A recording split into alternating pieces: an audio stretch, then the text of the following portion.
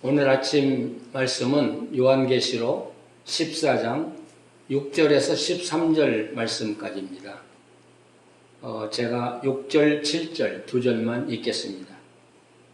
또 보니 다른 천사가 공중에 날아가는데 땅에 거주하는 자들 곧 모든 민족과 종족과 방언과 백성에 전할 영원한 복음을 가졌더라. 그가 큰 음성으로 이르되 하나님을 두려워하며 그에게 영광을 돌려라. 이는 그의 심판의 시간이 이르렀음이니 하늘과 땅과 바다와 물들의 근원을 만드신 이를 경배하라 하더라. 드디어 심판이 시작이 됩니다. 그래서 오늘 여기 7절에 그의 심판의 시간이 이르렀다고 말하죠. 이 이르렀다는 말은 이미 심판이 시작이 됐고 지금 진행하고 있다는 말. 그리고 앞으로 완전히 이루어질 것을 이야기하고 있는 것입니다. 요한계시록을 우리가 크게 둘로 나누면 전반부 그리고 가운데 현재 성도들이 그 짐승과 함께 싸우고 있는 모습 그리고 요한계시록의 후반부 이렇게 나눠지겠죠. 요한계시록 9장 마지막 절까지 전반부가 해당이 되고요. 전반부에 해당이 되고요. 그리고 10장, 11장, 12장, 13장에서 짐승과 싸우는 교회 그리고 마침내 짐승이 누구냐 하는 걸 밝히죠. 그래서 666을 밝히죠. 그리고 14장에 하늘나라 영광의 모습을 보여주고 그리고 14장 6절에서부터 이제 심판이 본격적으로 시작이 됩니다. 근데 우리가 심판이라고 이야기를 하면 이 심판은 누구에게 내리는 거냐? 다 두려워하죠. 근데 6절 말씀 보면 다른 천사가 공중에 날아가는데 땅에 거주하는 자들 우리가 요한계시록 처음 설명할 때 관사가 붙는 거와 안 붙는 것은 엄청난 차이가 있다고 그랬어요. 근데 우리 성경에는 그냥 땅에 거주하는 자들 이렇게 되어 있지만 원래 성경에는 관사가 붙어요. 그 땅에 거주하는 자들. 그 땅에 거주하는 자들이라고 하면은 이 땅에 사는 모든 사람이 심판의 대상이 된다는 말이 되죠. 그러나 그 땅에 거주하는 자들 그러면 두 가지 제약이 있어요. 하나는 요한이 살던 시대를 배경으로 하고 있다. 아니 요한이 살던 시대를 배경으로 하고 있고 거기서 조금 더 나아간 미래까지도 해당이 되겠습니다만은 그 땅이에요. 그러니까 요한이 알고 있고 일곱 교인들이 다 알고 있는 바로 그 땅에 사는 사람들이고요. 또 하나는 그 땅에 사는 사람들이라는 표현은 이 땅에 사는 사람들이라는 표현은 하나님께 속하지 않았다는 걸 전제하고 있죠. 그러니까 그 땅에 거주하는 자들에게 이제 하나님의 심판이 내리기 시작하는데 여기에 하나님의 백성들은 속하지 않아요. 황제, 그 짐승에게 속한 자들이에요. 그리고 그 시대에 있는 사람들이죠. 그래서 그 땅에 거주하는 자들을 또 아주 친절하게 설명해 모든 민족과 그러니까 그 땅에 사는 민족이에요. 예를 들면 뭐 미국같이 큰 나라는 많은 민족이 와 있잖아요. 옛날 로마도 어떻게 보면 전 세계를 지배했기 때문에 모든 민족이 다 모여 있었거든요. 그러니까 그 로마 제국 안에 살고 있는 모든 민족, 종족, 언어, 백성들에게 전할 영원한 복음을 가졌더라. 그런데 심판을 내린다고 하셨는데 그들에게 전할 영원한 복음이라고 여기 번역이 되어 있습니다. 그런데 여기서도 우리가 조심해야 될 것은 복음이라는 말 앞에 관사가 붙지 않느냐에 따라서 엄청난 차이가 나는 거예요. 만약 그 영원한 복음이라고 하면 예수 그리스도의 십자가와 부활을 이야기합니다. 그러나 여기에는 관사가 없어요. 그냥 영원한 복음이라고 하니까 이것은 하나님이 땅의 사람들에게 내리는 말씀이라는 뜻이지 십자가와 부활을 이야기하는 건 아니라는 것이죠. 자, 그러면 이제 영원한 복음의 내용이 뭐냐? 7절에 나오죠. 그가 큰 음성으로 이르되, 우리가 요한계시록을 읽을 때 이 큰 음성이라는 말은 단지 소리가 크다는 말이 아니고요. 이 큰 음성은 이 지구만 아니라 온 우주까지 하나님의 말씀이 다 들리도록 하는 말씀을 이야기해요. 하나님은 우주를 통치하시는 분이거든요. 그렇기 때문에 이 하나님의 음성은 전 우주에 퍼지는 거예요. 지금 전하려고 하는 이 음성, 그러니까 음부에까지도 들리는 말씀이라고 볼 수 있겠죠. 베드로서에서 음부에 내려가서 전했다고 하는 말씀. 그럼 이 음성이 뭐라고 하냐? 하나님을 두려워해라. 그리고 그에게 영광을 돌리라. 그러면서 이는 그의 심판의 시간이 이르렀음이니 하늘과 땅과 바다와 물들의 근원을 만드신 이를 경배하라 하더라. 하나님을 두려워해라.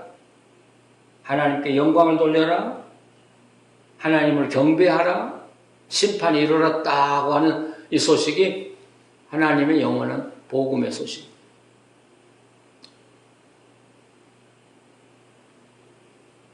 우리가 지난번 이야기할 때 이 나팔 재앙까지는 회개하도록 촉구한 그런 징계인데 이제 대접재앙에서부터는 회개하도록 촉구하는 내용이 아니라고 그랬습니다. 그러나 여기서는 심판이 시작이 되면서 마지막으로 하나님이 외치는 말씀 같아요. 그래서 하나님을 두려워해라. 그에게 영광을 돌려라. 그리고 하나님을 경배하라. 두려워하라는 말은 경외하라는 말이죠. 경외. 하나님을 존경하고 높이라는 이야기죠. 그러니까 지금 멸망할 자들에게 이런 복음을 내리는 거예요. 그런데 여기서 아주 재미있는 표현은 하늘과 땅과 바다와 물들의 근원을 만드신 이라고 표현을 해요. 우리가 그 계시록 13장 읽을 때 두 짐승 이야기했죠. 한 짐승은 바다에서 나왔고요. 한 짐승은 육지에서 나왔어요. 네, 여기서 뭐라 그래요? 하늘과 땅, 바다와 물들. 이게 결국 13장에 바다에서 나온 이야기하고 땅에서 나온 이야기를 종합한 이야기예요. 그러니까 13장에서는 이 바다가 바로 로마 제국, 전 영토를 이야기하고 이 로마 제국을 통치하는 사람은 로마 황제라고 이야기했어요. 그리고 땅에 있으면서 이 짐승에 경배하도록 강압적인 억압을 넣은 이 짐승은 땅에 속한 존재.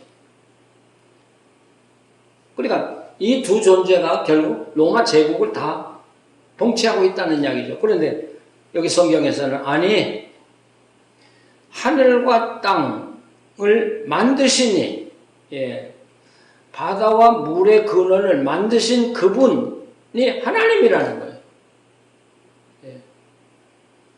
그러니까 그 당시에 온 세계를 지배한다고 큰 소리를 치고 있던 로마 제국과 황제들의 말을 한순간에 엎어버리는 거예요. 이걸 만드신 이는 하나님이시고 지배하는 이도 하나님이시라는 말씀이에요. 그렇기 때문에 이 땅에 사는 사람들이 경배하리는 누구밖에 없어요? 오직 하나님밖에 없는 것이죠. 근데 우리가 여기서 하나 덧붙이고 싶은 게 있어요. 큰 소리로 백성에게 전할 영원한 복음을 가지고 와서 전파했는데, 물론 이건 심판을 받는 자들에게 하나님을 경배하라고 촉구하는 것이죠. 그러나 동시에 이것은 구원받은 사람들에게도 선포하는 내용이라고 말할 수 있을 것입니다. 심판하고는 아무 관계가 없어요. 그러나 다시 한번 하나님께 영광을 돌려라. 예, 당신네들이 예수 그리스도 이름으로 구원받고 시온산에 선 이 영광을 생각하면서 심판을 면하게 된 것을 생각하면서 하나님께 찬양하고 두려워하고 경배하라는 말로 또 해석할 수 있습니다. 이제 두 번째 천사가 지금 또 나옵니다. 여기서 또 다른 천사, 그러니까 학자들은 이 앞에 나오는 천사들과 다른 천사냐, 뭐 이 문제 가지고 이야기합니다. 그런데 여기에 나오는 천사는 아마 이 요한계시록 앞에 나오지 않았던 전혀 다른 천사라고 보는 게 좋을 것이죠. 그 사람들이 뒤따라 나와서 큰 소리로 온 우주가 다 들리도록 외치는 거죠. 무너졌도다, 무너졌도다. 큰 성 바벨론이여 모든 나라에게 그의 음행으로 말미암아 진노의 포도주를 먹이던 자로다 하더라. 무너졌다, 무너졌다. 누가요? 큰 성 바벨론이. 여기 바벨론 하면 뭐 이미 무너지고 없는 거예요, 지금. 그러나 이 요한계시록이 박해 속에서 써진 책이라는 것이죠. 그러니까 로마가 무너졌다 그렇게 말하면 큰일 나죠. 그래서 이 박해 시대에 성도들끼리만 통하는 암호로 바벨론 그러면 그 당시에 성도들은 로마가 무너지는구나 이렇게 알고 있다는 사실이죠. 로마가 무너진다는 것이죠. 이 무너진다는 말도 지금 무너지고 있다는 이야기예요. 그리고 언젠가는 완전히 무너질 거라는 이야기예요. 그럼 바벨론이 왜 무너지냐? 왜 망해야 되냐? 이제 이야기가 계속 나옵니다만은 두 가지가 있어요.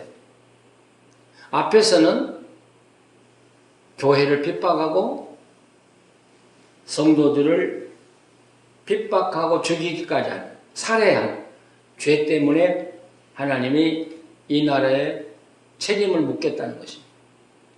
두 번째는 모든 나라에게 그의 음행으로 말미암아 우리가 14장 1절에서 5절 말씀을 읽을 때 이미 생각했었어요. 음행. 이건 황제 숭배를 이야기한다고 그랬어요. 황제 숭배에 굴복해서 결국 황제가 주는 모든 세상의 영광을 다 누리는, 그러면서 예수 그리스도를 배반하고 복음을 떠나는 사람들을 바로 영적인 간음이라고 이야기를 했습니다. 그러니까 이 로마는 로마 황제가 통치하는 로마 전 제국에 이 음행을 퍼뜨렸다는 것이죠. 첫째는 영적 간음을 퍼뜨렸고 두 번째는 육신적으로 음탕하게 살게 만들었다는 사실.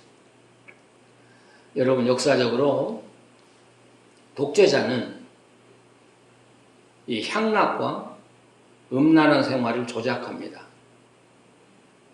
그래서 사람들을 하여금 그런 데 빠져 살게 하고 그리고 정치에 관심을 갖지 못하게 하는 것이죠. 또 그런 죄를 짓고 음탕한 삶을 살게 함으로써 이들은 목줄기가 잡히는 거죠. 자기들이 약점이 잡혔기 때문에 절대로 항거할 수가 없는 것이죠. 바로 이건 로마가 썼던 전술이고 오늘도 독재자들이 쓰고 있는 전술입니다. 그러니까 온 세상에 이런 악행을, 이런 음란한 짓을 퍼뜨려, 영적으로나 육적으로 음란한 생활을 퍼뜨려서 가정이 파괴되고요, 나라가 파괴되고, 그러면서 자기들의 배를 채우는 이런 악한 자들을 하나님이 용서하실 수 있겠냐는 거죠. 끝까지 참고 기다릴 수 있겠냐는 것이 이제 더 이상 기다릴 수 없다는 것이죠. 그래서 이 음행을 뭐라 그래요? 진노의 포도주를 모든 사람들에게 먹인 자다. 우리 몸에 질병이 생기면, 몸이 약해지면 병의 근원을 찾습니다. 그리고 그 병의 근원을 제거하려고 합니다. 하나님 보실 때 하나님이 만든 이 땅과 하늘인데요. 이게 병들었어요. 그래서 다 죽어가요. 그렇다면 그 질병의 근원지를 찾아야 가야겠죠. 그 근원지가 바로 이 로마라는 것이죠. 그래서 이 진원지를 제거하려고 하는 것이 하나님의 뜻이라는 것이죠. 여기 9절에 보면 또 다른 천사, 그 셋째가 그 뒤를 따라서 큰 음성을 이루되 만일 누구든지 짐승과 그의 우상에게 경배하고 이마에나 손에 표를 받으면 그도 하나님의 진노의 포도주를 마시려니와. 제가 처음에도 이야기했죠. 하나님의 관심은 승리하고 이긴 성도들이에요. 두 번째 관심은 승리하고 이 하나님의 반열에 섰던 사람들, 은혜도 맛보고 성령도 체험한 사람들이 강압에 의해서 또는 세상의 유혹과 먹고 사는 것 때문에 하나님 버리고 짐승을 따라가는 사람들이 있기 때문에 그들을 경고하고 그들을 믿음에 굳게 서도록 하기 위해서 이 요한계시록을 썼다고 이야기합니다. 그래서 오늘 다시 이야기하자면 누구든지 예외가 없습니다. 누구든지 짐승과 그의 우상에게 경배하고 그 이마에나 손에 표를 받으면 지금 요한계시록 이렇게 보면요. 요한계시록의 중심이 좋다는 이야기가 아니고요. 나쁜 면에서 요한계시록의 중심은 666이에요. 4장에서부터 계속 이 교회가 지금 핍박을 받고 박해를 받고 순교를 당하는데 이게 누구 때문이에요? 바로 짐승 때문에, 그 짐승 때문에, 666 때문에. 그래서 13장 마지막에서 바로 그 장본인이 그 짐승이고 그 짐승이 666이라는 말을 했죠. 그리고 이제 14장 6절에서부터 심판이 이루어지는데 여러분 표현을 자세히 보세요. 그 짐승 그리고 그의 우상 이 요한계시록 13장에 나오는 두 짐승 이야기죠. 그 두 짐승을 경배하고 이마에 표를 받은 자들이 그 짐승과 함께 어떻게 망하는가를 보여주는 책이에요. 요한계시록. 그러면 이 요한계시록의 이 책의 초점은 그 짐승에게 있어요. 666에 있어요. 그래서 이런 박해와 이런 고난을 이기고 성도로 하여금 끝까지 승리하도록 하려고 하는 것이죠. 자, 그 짐승이 심판을 받습니다. 그리고 그 짐승을 따라갔던 사람들, 예수님 따라가던 사람들이 변질돼서 그 짐승을 따라가요. 그리고 그 짐승을 경배한 자들, 그들에게 하나님은 진노의 포도주를 먹일 것이다. 네, 진노의 잔에 섞인 것이 없이 부은 포도주라. 실제 포도주는 다른 게 섞이지 않았다면 더 좋겠죠. 그러나 진노의 포도주는 이건 아무것도 섞이지 않는, 철저하게 그들을 파괴한다는 말이죠. 철저하게 심판하고 철저하게 멸망에 몰아넣는다는 이야기죠. 여기엔 아무것도 섞이지 않는 진노의 포도주. 그러니까 포도주라고 하는데 이것은 사람의 피를 상징하고 있죠. 아주 얼마나 큰 심판을 당하는지 그 피가 아무것도 섞이지 않는 포도주처럼 진한 포도주라. 그리고 거룩한 천사들 앞과 어린 양 앞에서 불과 유황으로 고난을 받으리라. 우리가 지옥은 불과 유황으로 고난을 받는다 하는 것 다 알고 있습니다. 이 불과 유황으로 그 고난을 받는 장면은 소돔 고모라가 멸망하던 모습입니다. 그리고 그 연기가 세세토록 올라갈 것입니다. 여러분, 심판이 임하면 거기서 헤어나올 길은 없습니다. 심판은 영원합니다. 하나님의 축복도 영원하고 심판도 영원합니다. 그런데 11절에 가서 또 강조하죠. 짐승과 그의 우상에게 경배하고 그의 이름표를 받는 자는 누구든지 밤낮 쉼을 얻지 못하리라. 여기 받는 자라는 표현도 이게 현재 분사예요. 그러니까 지금 받고 있어요, 지금. 그리고 앞으로 받게 될 거예요. 여기서도 그 짐승과 그 우상에게 다시 포커스가 가 있잖아요.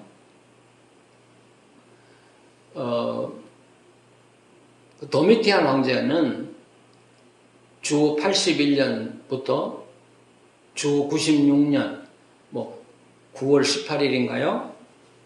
그가 암살을 당하고 죽습니다. 그런데 이 황제가 기독교를 박해한 것은, 사실 본격적으로 박해한 것은 주후 94년, 95년 한 이태라고 그래요. 이태 동안에 여러분 신자 4만 명을 죽였습니다. 그러니까 로마 역사에 가장 많은 크리스찬들을 살해한 황제가 이 도미티안이에요. 그래서 이 도미티안은 항상 그 원로원 앞에서 그렇게 말했다고 그래. 도미누스이자 신인 짐이 하찮은 너희들에게 말한다. 자기가 하나님인 것처럼 행세를 했잖아요. 그러니까 그런 잔잔한 적은 박해는 계속 일어났던 거예요, 교회 안에서. 그런데 94년부터 본격적으로 박해를 시작했는데, 여러분 고바디스에 보셨죠? 짐승들과 그 굶주린 짐승들을 통해서 하나님의 거룩한 백성들과 싸움하게 하고 거기에 물려 죽게 하고 찢기고 하는 모습. 여러분, 순교가 결코 쉽지 않습니다. 오늘처럼 이렇게 평안하고 부유하게 사는 사람들이 고난을 받는다고 하는 건 상상을 못할 것입니다. 그런데 초대교회는 그런 속에서도 생명을 잃어가면서 신앙을 지켰습니다. 그런 신앙이 있었기 때문에 오늘 교회가 온 땅 끝까지 전파되고 그리고 하나님을 경배하게 되는 것이죠. 우리나라도 우리 순교자들의 피에 의해서 세워졌고 그들 때문에 오늘 우리가 이 축복을 받는 것입니다. 네, 우리는 고난을 두려워하고 피합니다. 그리고 안일하고 부유하고 행복하고 향락하는 것을 쫓아간다면 여러분, 우리는 신앙, 정말 주님이 원하는 바른 신앙과는 정반대의 길로 걸어가고 있다는 사실을 우리가 기억해야 합니다. 그래서 이 천사가 남아있는 성도들에게 권고합니다. 성도들의 인내가 여기 있다. 다시 말하면 인내하라고 말이에요. 참아라 그 말이에요. 견디라 이 말이죠. 그러면서 하나님의 계명과 예수에 대한 믿음을 지키는 자라는 말을 여기 강조하고 있죠. 어렵지만 인내하고 하나님 말씀과 예수 그리스도에 대한 믿음을 끝까지 지켜나가라. 예, 끝까지 지켜나가고 이기는 자가 되라. 그러면서 13절에 보면 끝까지 이기고 승리한 성도들에 대한 위로의 말씀이 나옵니다. 또 내가 들으니 하늘에서 음성이 나서 이르되 기록하라. 지금 이후로 주 안에서 죽는 자들은 복이 있다. 지금 죽어가고 있어요. 앞으로 더 많은 사람 죽어갈 거예요. 그렇게 말할 때 성령이 이르시되 그러하다 그들이 수고를 그치고 쉬리니 이는 그들의 행한 일이 따름이라 하시더라. 예, 하나님은 우리를 보고 계십니다. 우리를 계수하고 계십니다. 또 우리를 기다리고 계십니다. 우리가 승리하고 믿음으로 끝까지 인내하고 승리하고 하나님의 영광의 시온산에 서기를 고대하고 계십니다. 우리들의 신앙이 너무 많이 해이해졌습니다. 너무 안일해졌습니다. 너무 타성해졌습니다. 이제는 우리가 우리 신앙을 다시 한번 돌이켜봐야 할 때입니다. 내가 세상에 얼마나 물들어 있는지, 세상에 악에 얼마나 물들어 있는지를 돌이켜봐야 할 때입니다. 주님이 곧 오십니다. 주님 오실 때 주여 어서 오시옵소서 하고 주님을 영접할 수 있는, 그리고 주님과 함께 영원히 그날에 살 수 있는 사람이 되도록 성결하고요, 끝까지 믿음 지키고요, 승리하는 성도들이 되시기를 간절히 바랍니다. 기도하시겠습니다. 하나님, 초대교회 성도들이 끝까지 승리했듯이 우리도 어떤 어려움이 와도 이기고 승리하게 하여 주시옵소서. 세상의 향락을 두려워하게 하시옵소서. 혼합주의를 배격하게 해 주시옵소서. 또 이 땅에 여러 가지 방법으로 우리 성도들을 핍박하고 또 억압하고 신앙에서 떠나도록 하는 일이 있을지라도, 일시적으로 당하는 고통 있을지라도 끝까지 이기는 우리들 되게 하여 주시옵소서. 예수님의 이름으로 기도합니다. 아멘.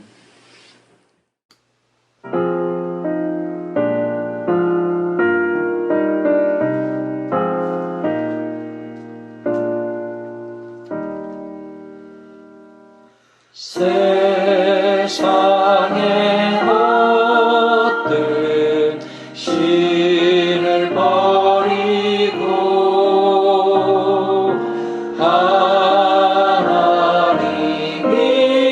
이름 높여 기리세. 온 천하 백성 모두 나와서 다 같이 하나님만 섬기세. 세상의 것들 우상 버리고 인간의 모든 부귀 영화와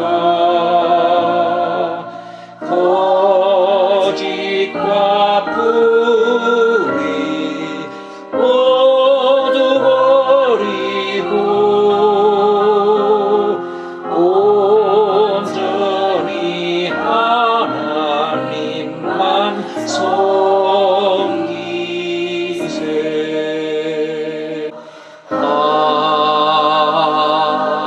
아멘. 하늘에 계신 우리 아버지여, 이름이 거룩히 여김을 받으시오며 나라가 임하시오며 뜻이 하늘에서 이루어진 것 같이 땅에서도 이루어지이다. 오늘 우리에게 일용할 양식을 주시옵고 우리가 우리에게 죄 지은 자를 사하여 준 것 같이 우리 죄를 사하여 주시옵고 우리를 시험에 들게 하지 마시옵고 다만 악에서 구하시옵소서. 나라와 권세와 영광이 아버지께 영원히 있사옵나이다. 아멘. 성도님들, 오늘도 하나님 은혜 가운데서 토요일 보내시고 내일 주일 예배 시간에 우리 함께 만나겠습니다. 샬롬.